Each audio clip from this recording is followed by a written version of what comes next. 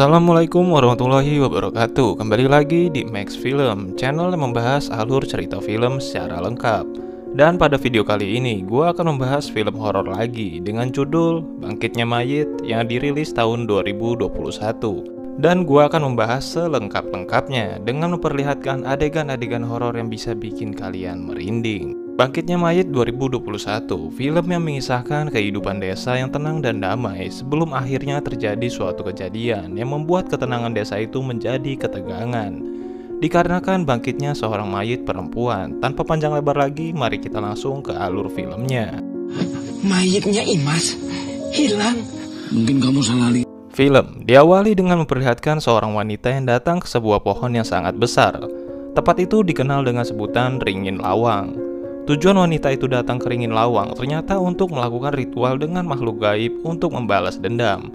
Ternyata permintaan wanita itu diterima oleh penguasa dari Ringin Lawang. Dan tentu saja akan ada syarat dengan perjanjian yang telah dibuat. Diperlihatkan Gugun yang pulang dari kota menuju ke desa Anyelir bersama dengan sahabatnya dari timur yang bernama Freddy. Namun karena motor yang dikendari oleh Gugun mengalami masalah, Gugun harus memperbaikinya sebentar. Karena Freddy yang ingin buang air kecil, Freddy pun buang air kecil di pinggir jalan. Gugun mengingatkan Freddy untuk permisi dulu, namun Freddy malah mengatakan, "Untuk apa permisi-permisi, sedangkan di sini kan tidak ada orang. Masa permisi sama setan? Kalaupun ada setan, Freddy punya jimat, jadi tidak ada apa-apa." Dan saat Freddy buang air kecil, Freddy melihat sosok perempuan berbaju putih, tapi Freddy malah dikagetkan dari belakang oleh bapak tua petugas keamanan desa Anyelir. Dan ketika Freddy ingin lihat perempuan itu lagi, namun sosok perempuan itu sudah menghilang. Gugun dan Freddy pun akhirnya sampai di desa Anyelir. Gugun disambut dengan istrinya yang sudah lama tidak bertemu dengan Gugun. Pada scene lainnya, diperlihatkan sosok gadis muda yang bernama Imas sedang memasak di dapur. Namun tiba-tiba, Imas mendengar suara-suara yang membisikannya dengan bisikan, "Bunuh, bunuh, bunuh mereka semua." Serta Imas juga melihat penampakan orang-orang yang mengenakan baju putih di luar rumahnya. Saat itu juga Imas yang tadi normal-normal saja, namun sekarang mata Imas menjadi menghitam dan langsung memegang sebuah pisau di tangannya. Istrinya Gugun yang sedang mengobrol dengan Gugun tiba-tiba saja merasa cuacanya menjadi aneh. Dengan cepat istrinya Gugun langsung menyuruh Gugun untuk masuk ke dalam rumahnya. Namun tiba-tiba mereka berdua mendengar suara dari rumah sebelah. Setelah sampai di rumah tetangganya itu, ternyata Imas sudah membunuh ibunya sendiri. Ayahnya Imas langsung marah-marah kepada Imas, namun Imas mengatakan bahwa sebenarnya bukan dia yang melakukannya. Ayahnya mengatakan di dalam diri Imas pasti ada setan. Bukannya memang polos, tapi di dalam dirinya ada setan. Gugun dan Didin berusaha untuk menenangkan ayahnya Imas dan segera menguburkan jasad istrinya itu. Didin yang melihat Imas pun seperti tidak percaya dengan apa yang dilakukan oleh Imas, karena Imas sendiri masih keluarga dari Didin sebagai kepala dusun. Freddy yang membantu dalam pengurusan jenazah ibunya Imas terus saja merasa khawatir dan terus memegang jimatnya. Freddy merasakan ada yang aneh pada tubuhnya karena dia merasa sangat gatal. Freddy langsung lari dari tempat pemakaman itu. Didin yang menduga jika Freddy terkena tumbuhan membuat tubuhnya menjadi gatal. Didin menyuruh Gugun untuk memberikan obat yang ada di rumah. Gugun pun langsung pergi menyusul Freddy. Kembali pada scene Freddy yang berlari menuju ke desa Anyelir. Beta tuh soalnya takut, dia punya jimat nah. Freddy mendengar suara-suara bisikan seperti bisikan yang didengar oleh Imas sebelumnya. Namun Freddy malah menantangnya karena merasa jimatnya mampu melindunginya.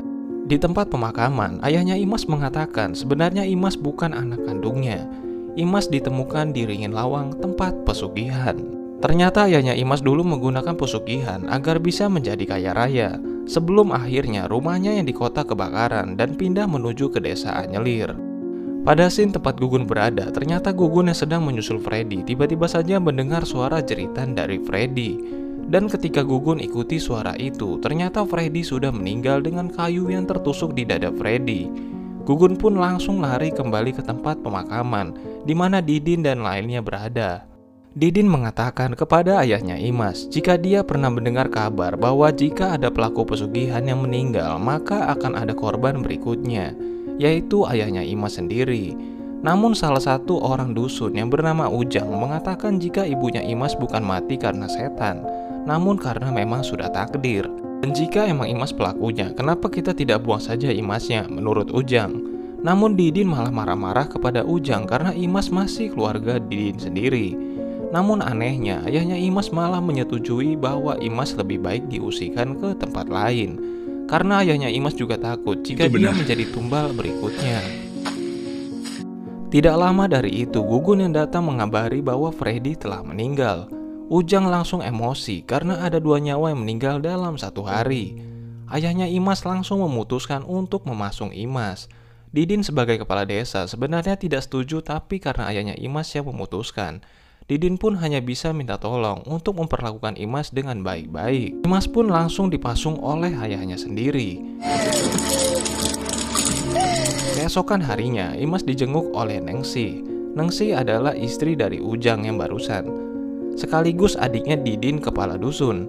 Nengsi mengkhawatirkan keadaan Imas, namun anehnya Imas malah kembali kerasukan dan mengatakan bahwa malam ini akan ada tumbal berikutnya. Ayahnya Imas yang masih kepikiran bahwa dia bisa saja menjadi tumbal berikutnya akhirnya memutuskan untuk membunuh Imas. Namun ketika ayahnya masuk ke dalam gudang itu, ternyata Imas kembali kerasukan. Serta ayahnya Imas melihat banyak sekali penampakan. Ayahnya Imas yang memegang sebuah keris malah membuat keris itu menusuk dirinya sendiri dan membuatnya tewas. Ujang yang sudah tidak tahan lagi mengatakan kepada Didin bahwa Imas harus dibunuh. Namun Didin dan Gugun tetap menolak dan merasa jika Imas bukanlah pelaku pembunuhan itu. Akhirnya untuk mengurangi masalah, Imas pun dikembalikan ke tempat ayah dan ibunya Imas menemukan Imas ketika bayi, yaitu di tempat pesugihan Ringin Lawang. Orang tua kamu mengambil kamu. Imas yang masih seorang anak kecil tentu saja berontak dan tidak ingin ditinggal di tempat menyeramkan itu. Namun Ujang malah memaksanya dan tidak sengaja mendorong Imas yang membuat kepala Imas terkena batu dan pingsan. Imas! Setelah itu mereka bertiga meninggalkan Imas yang pingsan sendirian di sana. Malam harinya ternyata Imas kembali ke rumah. Didin yang mengetahui langsung menuju ke rumah Imas. Didin merasa bersalah kepada Imas karena tega meninggalkannya di tempat yang sangat menyeramkan di sana. Tidak lama dari situ, Gugun dan Ujang sudah sampai di rumah Imas. Setelah mereka lihat, ternyata itu bukanlah Imas, melainkan sosok wanita berambut putih yang memiliki wajah yang menyeramkan. Didin yang sadar pun langsung membuang mukanya, namun Ujang dengan cepat menyerang sosok itu menggunakan sebuah kayu. Tapi setelah dipukul, sosok itu berubah menjadi Imas yang sebenarnya, dan ternyata yang diserang oleh Ujang adalah Imas yang asli. Karena serangan dari Ujang malah membuat Imas meninggal dunia. Ujang yang tahu bahwa dia telah membunuh Imas merasa sangat sedih dan tertekan. Bahkan istrinya terus menyemangati Ujang yang terlihat sangat depresi. Jenazah Imas pun ditaruh di rumahnya untuk keesokan harinya bisa dimakamkan.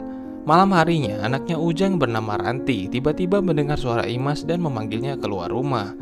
Untungnya istrinya Ujang sadar bahwa anaknya tidak ada di samping dan langsung mencari Ranti yang sudah ada di luar. Gugun yang mengecek keadaan jenazah Imas kaget ternyata jenazah Imas sudah menghilang. Gugun pun langsung pergi ke rumah Ujang untuk memberitahunya. Ujang dan Gugun pun pergi ke rumah Imas kembali dan ternyata Imas sudah ada di sana. Mana hilang? Ini ada. Tidak lama dari situ, istrinya Ujang tiba-tiba berteriak. Istrinya Ujang ternyata didatangi sosok perempuan berambut putih itu. Ujang pun langsung kembali ke rumahnya untuk mengecek keadaan istrinya. Sedangkan di rumah Gugun, istri Gugun mendengar ketukan pintu dari Gugun yang kembali dari rumah Imas. Gugun mengatakan bahwa jenazah Imas menghilang. Tapi tidak lama dari itu terdengar kembali ketukan pintu dan ketika dibuka ternyata Gugun yang datang. Istri Gugun pun langsung kaget dan ketika dia cek ke dalam rumah, ternyata Gugun yang pertama datang tadi telah menghilang. Namun istrinya tidak mengatakan hal itu kepada Gugun. Suara. Keesokan harinya Gugun memanggil seorang ustadz untuk mengurus jenazah Imas. Namun ketika jenazah itu akan diangkat, tiba-tiba saja jenazah itu terasa sangat berat. Dan ketika ustadz itu lihat dengan menggunakan mata batinnya, ternyata ada sosok perempuan yang berambut. Pak Ustadz memutuskan untuk menemui gurunya yang lebih mengerti tentang kejadian ini. Dan tidak lama dari itu terdengar suara dari sosok perempuan berambut putih yang membuat seluruh desa ketakutan. Namun anaknya Ujang yang bernama Ranti terlihat pucat dan keluar dari rumah melalui pintu belakang. Ibunya yang melihat Ranti keluar langsung mencari Ranti keluar. Ketika ibunya memanggil Ranti, Ranti malah mengatakan bahwa ibunya sudah meninggal. Dan Ranti malah menari-nari di luar rumahnya. Mendengar itu Nengsi langsung teriak minta tolong. Ujang langsung mencari Nengsi dan Ranti, tapi Ujang malah bertemu sosok perempuan itu yang membuat Ujang masuk ke dalam lubang. Gugun dan Didin yang menemukan Nengsi dan Ranti langsung membaca surat suci Al-Quran untuk menyadarkan Ranti yang kerasukan. Di lain tempat, ternyata Ujang yang masuk ke dalam lubang didatangi sosok perempuan itu. Namun Didin dan Gugun belum juga bisa menemukan Ujang yang menghilang. Akhirnya Didin dan Gugun menemukan Ujang yang pingsan di dalam lubang. Ternyata kaki Ujang tertusuk batang kayu yang membuat Ujang tidak bisa keluar dari lubang tersebut. Setelah itu Ustadz berpamitan kepada Didin bahwa dia akan pergi ke tempat gurunya untuk menyelesaikan masalah ini dan berpesan untuk jangan keluar rumah selepas maghrib. Ujang yang sadar dari pingsannya tiba-tiba saja melihat Imas. Ujang yang ketakutan mengira bahwa itu adalah Imas dan ternyata itu adalah Nengsi, istrinya sendiri. Serta istrinya Gugun yang datang ke rumah Imas untuk mencari tahu apakah ada petunjuk tentang kejadian ini. Dia pun menemukan sebuah kalung. Namun tiba-tiba jendela rumah itu tertutup dengan sendirinya, seperti ada yang membantingnya dari luar. Gugun dan istrinya yang ketakutan langsung keluar dari rumah Imas. Setelah dilihat, ternyata isi kalung itu ada foto seorang wanita. Dan di rumah Ujang, ternyata Ranti yang sedang bermain malah keluar rumah selepas maghrib. Padahal ustadznya sudah berpesan untuk tidak keluar rumah dulu selepas maghrib. Dan benar saja, Ranti tiba-tiba melihat sosok Imas yang mengajaknya bermain di luar. Di dalam rumah, Nengsi yang sedang memegang mukena tiba-tiba saja didatangi sosok perempuan itu. Nengsi dan Ujang heran bagaimana bisa sosok itu masuk ke dalam rumah, sedangkan Ustadz itu sudah memagarinya agar sosok itu tidak bisa masuk ke dalam rumah mereka.